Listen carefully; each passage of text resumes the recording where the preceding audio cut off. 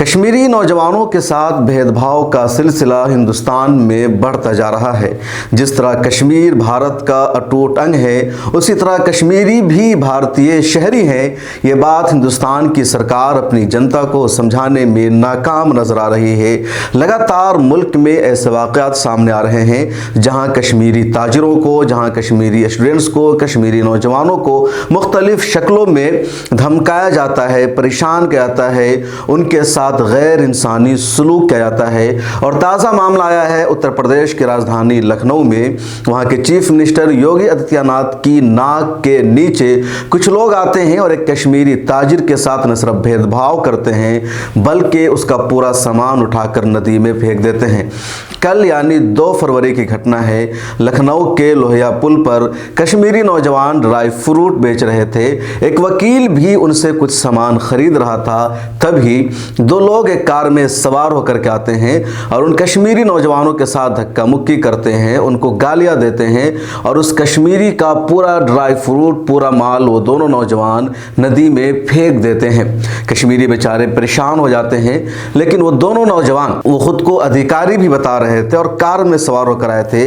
इतना ही पर वो लोग नहीं रुकते हैं, बल्कि वहाँ एक वकील जो उन कश्मीरी नौजवानों से ड्राई फ्रूट खरीद रहे थे और हाथ में उन्होंने ले लिया था, सिर्फ पैसा देना बाकी था। इन दोनों कार सवारों ने उस वकील के हाथ से भी ड्राई फ्रूट को छीन लिया और उसको भी नदी में फेंक दिया।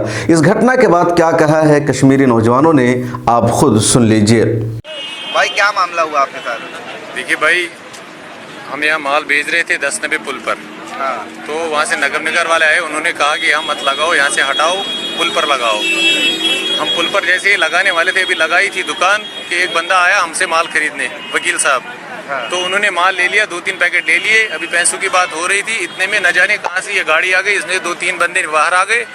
उन्होंने हमारा सामान उठाकर नीचे फेंकना शुरू किया, यहाँ से हटाओ, यहाँ से हटाओ। हमने कहा हटा देंगे भैया, 2 मिनट तो दे दो। उन्होंने कुछ सुनी नहीं हमारी और माल उठाकर नीचे फेंक दिया। और वकील साहब के हाथ में जो माल भेजा था उससे भी छीनकर उसको भी नीचे फेंक दिया।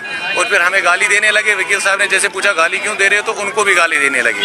देखिए अभी हमारे पास उनकी कोई आईडी वाईडी पता नहीं है क्या है, कुछ है, बट जो है वो यही गाड़ी है, यही गाड़ी से वो नीचे आए थे।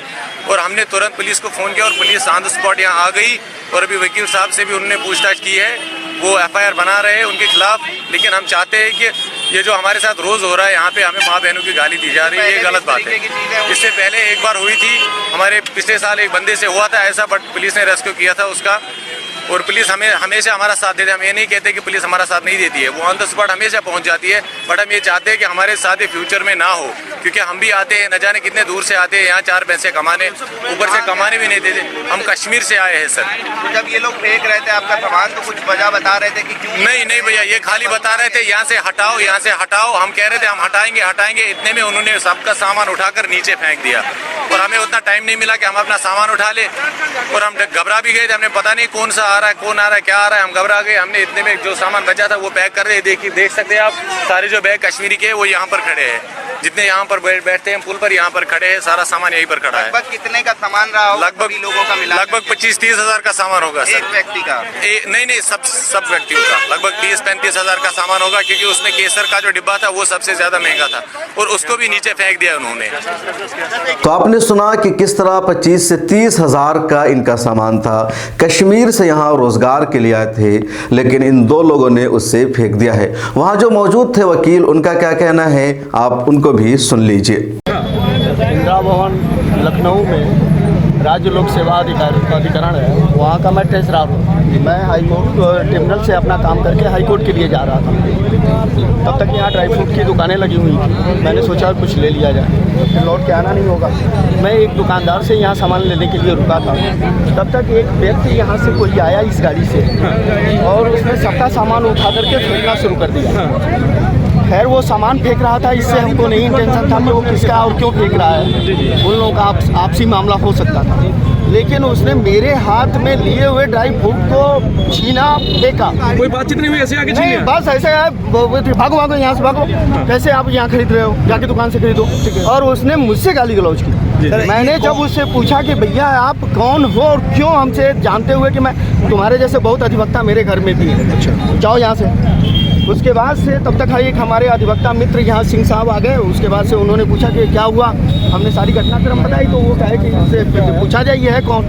उसके बाद से हम लोग पूछने लगे तो ये गाड़ी लॉक करके और चाबी लेकर के चला गया। ये गाड़ी उन्हीं की है? ये गाड़ी छोड़ के भाग गए हैं? हाँ, गाड़ी छोड़ के भाग गए। कोई बातचीत आपसे नहीं हुई, बस आके ड्राई फ्रूट फेंक दिया? भाई गाली गलौज उसने किया, उसके बाद से मेरे हाथ से पकड़ के छीना और कई दुकानदारों को फेंक दिया? कई दुकानदारों का फेंका। दुकानदार यहाँ कैसे लगाते हैं, क्यों लगाते लोग थे गाड़ी में? यहाँ का व्यवस्थापक जाने। कितने लोग थे गाड़ी? लगभग एक ड्राइवर, एक महिला और एक पीछे बैठा हुआ। अच्छा, महिला भी थी? एक महिला भी थी। तो आप क्या कर रहे हैं? कपड़े किसके लगे थे? क्या कोई कपड़ा भाई पहने उसने जाति व्यवसाय सूचक मुझे गाली दी है। अच्छा। मेरा उसने मानहानि करा है और उसके बाद से इंटेंशनल उसका बैड है। मेरे द्वारा खरीदे हुए सामान को फेंक करके मुझे आर्थिक क्षति पहुंचाई है। मैं कंप्लेंट करूंगा। ठीक है, अपना नाम बता। तो ये पूरी घटना है और अभी तक इनके खिलाफ पुलिस ने कोई एक्शन नहीं लिया है। पुलिस वहां पर पहुंच गई थी क्योंकि कश्मीरी नौजवान ने फौरी तौर पर पुलिस को फोन कर दिया था।